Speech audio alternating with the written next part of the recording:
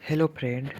चलो तो आज देखते हैं वन लाइनर क्वेश्चन का आंसर। यूटिटेरिया 5000 क्वेश्चन का ये सेट चल रहा है जिसमें वन लाइनर ये सेट है। तो अच्छा, तो चलते हैं क्वेश्चन देखते हैं वन लाइनर। इसमें कह रहा है फर्स्ट में भारत में मानव का सर्वप्रथम साक्ष्य प्राप्त हुआ है। नहीं, भारत में मानव का सर्वप्रथम साक्ष्य प्राप्त हुआ है। कहाँ हुआ है? नर्मदा घाटी से। सेकेंड देखते हैं, सर्वप्रथम प्राचीनतम अस्थायी जीवन के प्रमाण मिले हैं। कहाँ मिले हैं? मेहरगढ़ से। सर्वप्रथम प्राचीनतम अस्थायी जीवन के प्रमाण मिले हैं। कहाँ से? मेहरगढ़ से। थर्ड पॉइंट देखते हैं, एक ही कब्र से 3 मानव के कंकाल के अवशेष मिले हैं। कहाँ से मिले हैं? दमदमा से। एक ही कब्र से 3 मानव कंकाल के अवशेष मिले हैं। कहाँ से मिले हैं? दमदमा से। क्वेश्चन पॉइंट 4, गर्त आवास के साक्ष्य प्राप्त हुए हैं। गर्त आवास के साक्ष्य प्राप्त हुए हैं। कहाँ हुए हैं? बुर्ज होम से। 5 में देखेंगे, मानव के साथ कुत्ते को दफनाने का साक्ष्य प्राप्त हुआ है। कहाँ से हुआ है? बुर्ज होम से हुआ है। मानव के साथ कुत्ते को दफनाने का साक्ष्य प्राप्त हुआ है। कहाँ से हुआ है? बुर्ज होम से।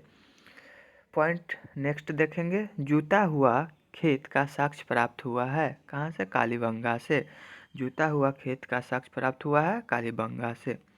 नेक्स्ट पॉइंट, अग्निकुंड का साक्ष्य प्राप्त हुआ है। यानी अग्निकुंड का साक्ष्य प्राप्त हुआ है। कहाँ से हुआ है? कालीबंगन एवं लोथल से। नेक्स्ट पॉइंट, युग्म समाधियाँ का प्रमाण प्राप्त हुआ है। कालीबंगन एवं लोथल से युग्म समाधियाँ का प्रमाण प्राप्त हुआ है। कहाँ से हुआ है? कालीबंगन एवं लोथल से। नेक्स्ट पॉइंट है, नक्काशीदार ईंटों का प्रयोग का साक्ष्य प्राप्त हुआ है। कहाँ से हुआ? कालीबंगन से। नक्काशीदार ईंटों का साक्ष्य प्राप्त हुआ है। कहाँ से हुआ? कालीबंगन से। नर्तकी की कांस्य मूर्ति का साक्ष्य प्राप्त हुआ है। नर्तकी की कांस्य मूर्ति का साक्ष्य प्राप्त हुआ है। कहाँ से हुआ है? मोहनजोदड़ो से। नेक्स्ट पॉइंट देखेंगे, शवों को दफनाने की प्रथा का प्रचलन था हड़प्पा में। शवों को दफनाने की प्रथा का प्रचलन था। कहाँ से था? हड़प्पा में। नेक्स्ट पॉइंट, शवों को जलाने की प्रथा का प्रचलन था मोहनजोदड़ो में। शवों को जलाने की प्रथा का प्रचलन था मोहनजोदड़ो में। नेक्स्ट पॉइंट, 3 मुख वाले देवता की मूर्ति प्राप्त हुई है। 3 मुख वाले देवता की मूर्ति प्राप्त हुई है। कहाँ से हुई है? मोहनजोदड़ो से। मिट्टी द्वारा निर्मित हल का साक्ष्य प्राप्त हुआ है। कहाँ से हुआ है? बनावली। मिट्टी द्वारा निर्मित हल का साक्ष्य प्राप्त हुआ है। कहाँ से हुआ? बनावली से। नेक्स्ट पॉइंट देखेंगे, उन्नत जल प्रबंध का साक्ष्य प्राप्त हुआ है। क्वेश्चन क्या कह रहा है? उन्नत जल प्रबंध का साक्ष्य प्राप्त हुआ है धौलावीरा से। नेक्स्ट पॉइंट देखेंगे, शैलकृत स्थापत्य के प्राचीनतम प्रमाण प्राप्त हुए हैं धौलावीरा से। शैलकृत स्थापत्य के प्राचीनतम प्रमाण प्राप्त हुए हैं। कहाँ से हुए हैं? धौलावीरा से। नेक्स्ट पॉइंट देखेंगे, वैसे हड़प्पा कालीन स्थल जो 3 भागों में विभक्त था। कहाँ से? धौलावीरा से। वैसे हड़प्पा कालीन स्थल जो 3 भागों में विभक्त था। कहाँ? धौलावीरा से। नेक्स्ट पॉइंट देखेंगे, कृषि का प्रथम साक्ष्य प्राप्त हुआ है। कहाँ हुआ है? मेहरगढ़ से। कृषि का प्रथम साक्ष्य प्राप्त हुआ है। कहाँ से हुआ? मेहरगढ़ से। नेक्स्ट पॉइंट देखेंगे, चावल का प्राचीनतम साक्ष्य प्राप्त हुआ है कुल्डी हवा से। चावल का प्राचीनतम साक्ष्य प्राप्त हुआ है कुल्डी हवा से। नेक्स्ट पॉइंट देखेंगे, आग का आविष्कार हुआ है। आग का आविष्कार कब हुआ है? पुरापाषाण काल में। पहिए का आविष्कार हुआ है नवपाषाण काल में। पहिए का आविष्कार हुआ है नवपाषाण काल में। नेक्स्ट पॉइंट, मानव द्वारा सर्वप्रथम प्रयुक्त अनाज था जौ या यौ।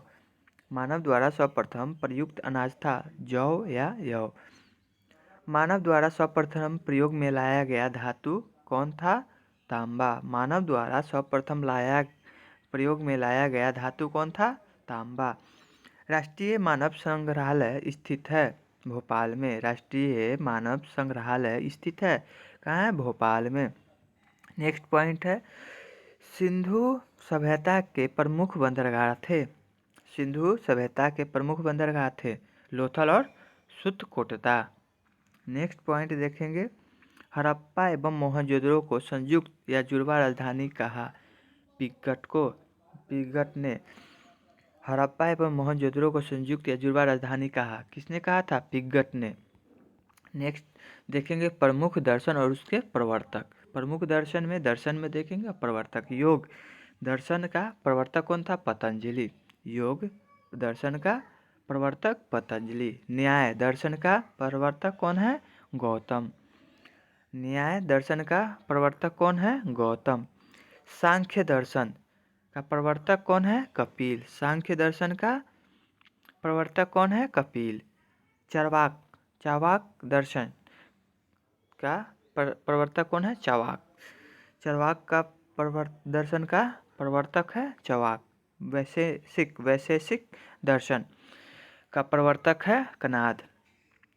पूर्व मीमांसा दर्शन का प्रवर्तक कौन है? जैमिनी। पूर्व मीमांसा दर्शन का प्रवर्तक कौन है? जैमिनी। उत्तर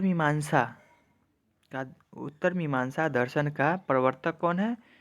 बादरायण। उत्तर मीमांसा दर्शन का प्रवर्तक कौन है? बादरायण। नेक्स्ट देखेंगे, विभिन्न संप्रदाय और उसके संस्थापक। संप्रदाय देखेंगे, आजीवक संप्रदाय के संस्थापक कौन थे? मखलीपुत्र गोशाल। आजीवक संप्रदाय के संस्थापक कौन थे? मखलीपुत्र गोशाल। अनिश्चयवादी संप्रदाय के संस्थापक संजय बेटलिपुत्र। नेक्स्ट देखेंगे, भौतिकीवादी संप्रदाय के संस्थापक पकुद कच्चायन। भौतिकीवादी संप्रदाय के संस्थापक कौन थे? पकुद कच्चायन। नेक्स्ट संप्रदाय देखेंगे, घोर अक्रियावादी संप्रदाय का संस्थापक पूरन कश्यप। घोर अक्रियावादी संप्रदाय के संस्थापक कौन है? पूरन कश्यप। नेक्स्ट देखेंगे, ऋग्वेद के बारे में कुछ जान लेते हैं। यह सबसे पुराना वेद है। ऋग्वेद सबसे पुराना वेद है। इस वेद के ऋचाओं को पढ़ने वाले को होत्री कहा जाता है। ऋग्वेद के ऋचाओं को पढ़ने वाले को क्या कहा जाता है? होत्री। ऋग्वेद के तीसरे मंडल में गायत्री मंत्र का उल्लेख है। ऋग्वेद के तीसरे मंडल में गायत्री मंत्र का उल्लेख है। ऋग्वेद के 9वें मंडल में सोम देवता का उल्लेख है। सोम देवता का उल्लेख ऋग्वेद के 9वें मंडल में है। फिर नेक्स्ट देखेंगे, ऋग्वेद के 10वें मंडल में 4 वर्ण ब्राह्मण, क्षत्रिय, वैश्य, अछूत का उल्लेख है।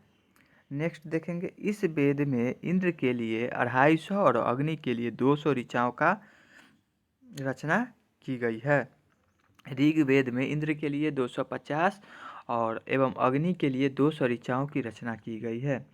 गोत्र शब्द का सर्वप्रथम उल्लेख इसी वेद में किया गया है। गोत्र शब्द का सर्वप्रथम उल्लेख इसी वेद में किया गया है। किस वेद में? ऋग्वेद में।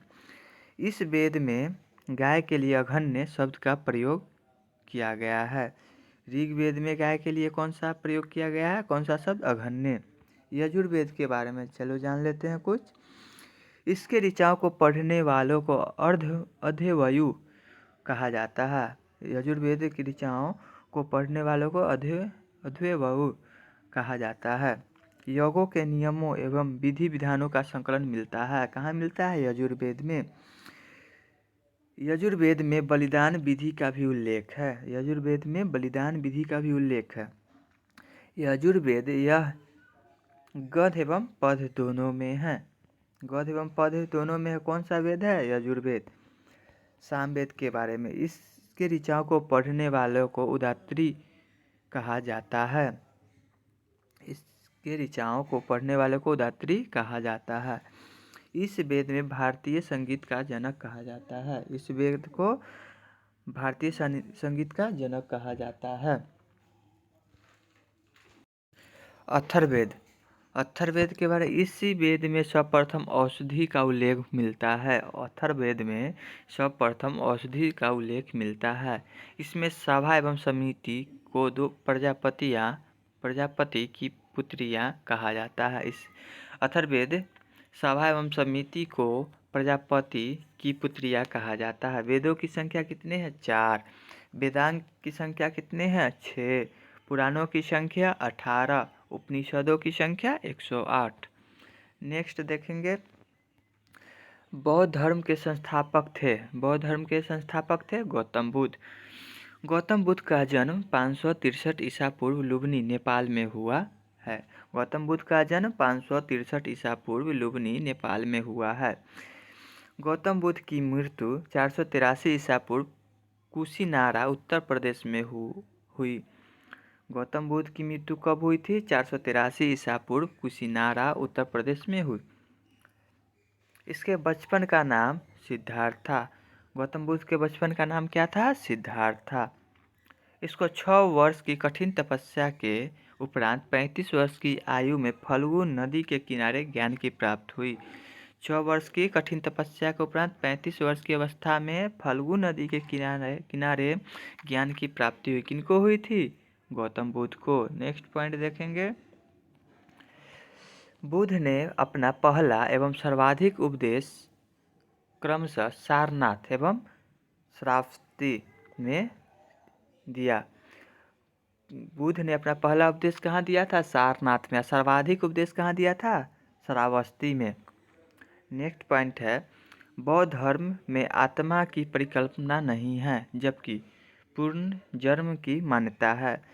बौद्ध धर्म में आत्मा की परिकल्पना नहीं है, जबकि पूर्ण जन्म की मान्यता है। बौद्ध संघ में सम्मिलित होने की न्यूनतम आयु 15 वर्ष थी। बौद्ध संघ में शामिल होने की न्यूनतम आयु कम से कम आयु कितनी चाहिए? 15 वर्ष। गौतम बुद्ध ने आम्रपाली को सर्वसम्मति से स्त्री रत्न घोषित किया था। गौतम बुद्ध ने आम्रपाली को सर्वसम्मति से स्त्री रत्न घोषित किया था। Next point, sir Edwin Arnold ने गौतम बुद्ध को एशिया का ज्योतिपुंज कहा था।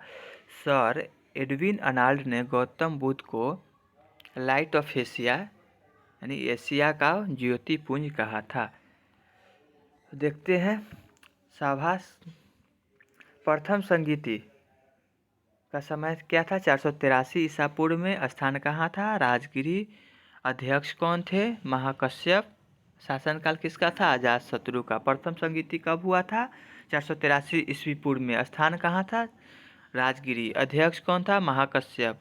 शासनकाल अजातशत्रु। द्वितीय संगीति 383 ईसा पूर्व में हुआ था, जो वैशाली स्थान वैशाली। अध्यक्ष सबाकामी। शासनकाल किसका था? कालाशोक का। द्वितीय संगीति कब हुआ था? 383 ईसा पूर्व में। स्थान था वैशाली, उसका अध्यक्ष था सबाकामी और शासनकाल कालाशोक। तृतीय संगीति 250 ईस्वी पूर्व में हुआ था। तृतीय संगीति कब हुआ था? 250 ईस्वी पूर्व में। इसका स्थान क्या था? पाटलिपुत्र। अध्यक्ष कौन था? मोगलीपुत्र तिस्य। शासनकाल का किसका था? अशोक का।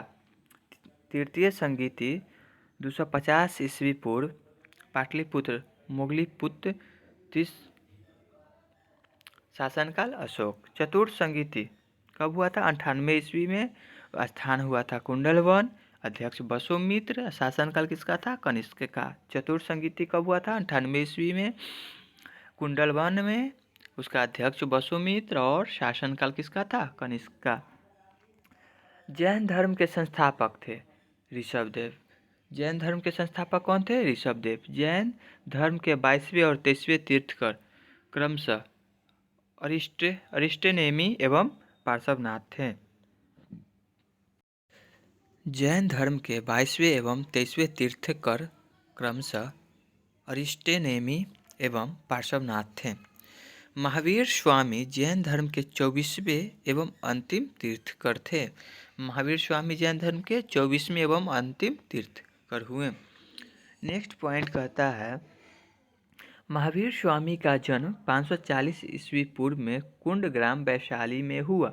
महावीर स्वामी का जन्म 540 ईस्वी पूर्व में कुंडग्राम वैशाली में हुआ। महावीर स्वामी की मृत्यु 468 ईस्वी पूर्व में पावापुरी नालंदा में हुआ। महावीर स्वामी की मृत्यु 468 ईस्वी पूर्व में पावापुरी नालंदा में हुआ। नेक्स्ट पॉइंट है, महावीर के बचपन का नाम वर्धमान था। महावीर के बचपन का नाम था वर्धमान। इन्होंने 30 वर्ष की आयु में सन्यासी जीवन को स्वीकारा। महावीर 30 वर्ष की आयु में सन्यासी जीवन को स्वीकारा तथा 12 वर्षों की कठिन तपस्या के उपरांत ऋजुपालिका नदी के तट पर साल वृक्ष के नीचे ज्ञान की प्राप्ति। 12 वर्षों की कठिन तपस्या के उपरांत ऋजुपालिका नदी के तट पर साल वृक्ष के नीचे ज्ञान की प्राप्ति हुई। महावीर ने अपने शिष्यों को 11 गंधर्वों में विभाजित किया। महावीर ने अपने शिष्यों को कितने गंधर्वों में विभाजित किया? 11। महावीर पुनर्जन्म एवं कर्मवाद में विश्वास रखते थे। महावीर पुनर्जन्म एवं कर्मवाद में विश्वास रखते थे। नेक्स्ट पॉइंट, स्यादवाद और अनेकतावाद संबंधित हैं जैन धर्म से। स्यादवाद और अनेकतावाद संबंधित है जैन धर्म से। नेक्स्ट पॉइंट देखते हैं, प्रथम जैन भिक्षुणी थी। प्रथम जैन भिक्षुणी थी चंपा। महावीर के प्रथम अनुयायी थे उसके दामाद जामिल। महावीर के प्रथम अनुयायी थे उसके दामाद जामिल। तो फ्रेंड, ये वीडियो अच्छा लगा हो तो इस वीडियो को लाइक करें एंड चैनल को सब्सक्राइब करें एंड बेल आइकन को दबा दें कि आपको पल पल की अपडेट मिलती रहे। नेक्स्ट वीडियो के पहले चलिए बाय।